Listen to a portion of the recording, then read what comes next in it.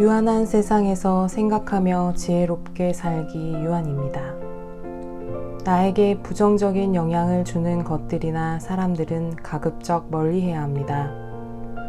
사회적 동물인 인간은 다른 사람들과 끊임없이 상호작용을 하며 살아갑니다. 어느 날 카페에서 우연히 마주친 낯선 사람의 액세서리가 마음에 들어 나중에 무의식적으로 충동 구매를 할 수 있는 게 사람 심리입니다.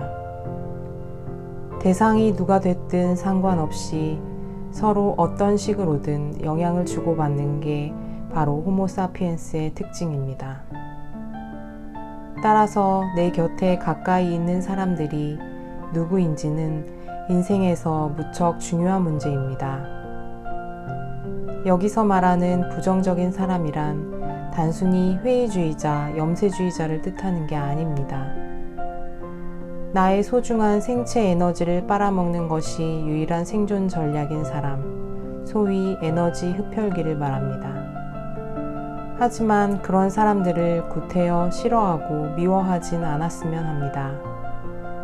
왜냐하면 누군가를 싫어하는 것도 엄연히 에너지를 소모하는 일이며 심하면 현실에서 그를 다시 불러내는 불상사가 벌어지기 때문입니다.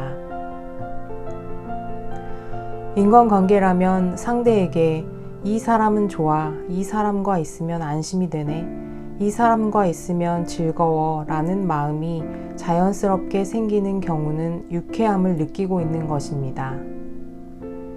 기본적으로 유쾌함이 느껴지는 상대, 안심할 수 있는 상대와의 시간을 소중히 하고 언동이 불쾌하게 느껴지는 경우가 많은 상대와는 무리해서 함께할 필요가 없습니다. 또한 인간에게 한정되지 않고 인생이나 생활의 모든 면에서 유쾌, 불쾌한 감각을 정확히 파악하는 것은 자신의 기준에 기반하여 스스로의 이야기를 살아가기 위한 토대가 되어줍니다. 스스로에게 어떤 것이 유쾌하게 느껴지고 어떤 상황이 불쾌하게 다가오는지를 알게 되면 스스로에게 필요한 것, 불필요한 것을 파악하게 되기 때문입니다.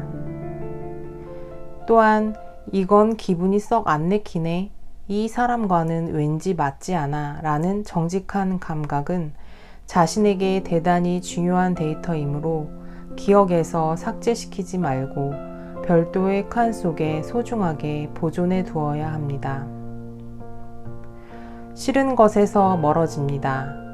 바라는 것이 아니라면 거부합니다. 맞지 않는 것은 그만둡니다. 이는 모든 기분 좋게 살아가기 위해 습득해야만 할 필수적인 기술입니다.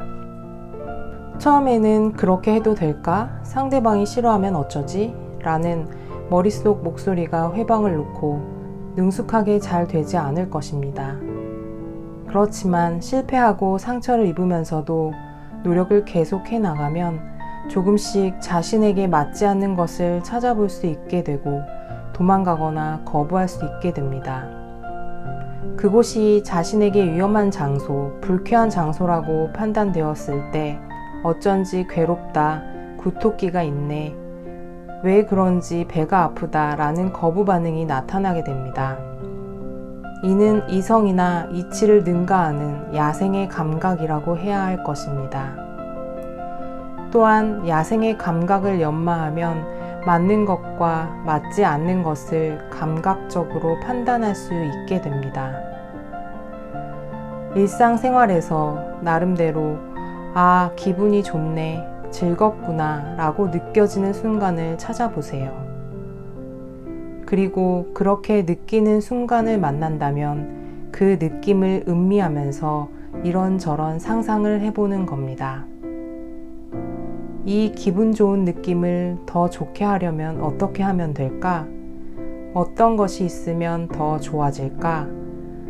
뭐가 없어지면 더 좋아질까? 살아가면서 맞지 않는 상대와 맞지 않는 일에 적응하는 스킬과 방법론을 몸에 익혀 손해볼 일은 없습니다. 그러나 길게 보면 원래 내게 맞지 않는 것을 명확히 구분하는 능력을 갖추는 편이 훨씬 유익합니다. 그렇다면 어떻게 하면 그런 능력을 갖추게 될까요? 우선 자신의 몸이 보내주는 신호에 민감해져야 합니다.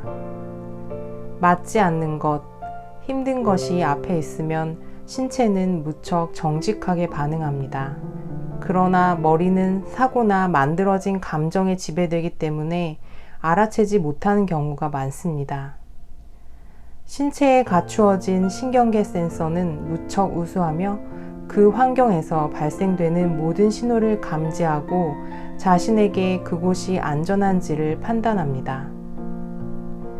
이렇듯 내가 나의 다정한 부모가 되어 진실한 사랑과 존중, 따스한 공감과 위로를 아낌없이 줄 수 있어야 합니다.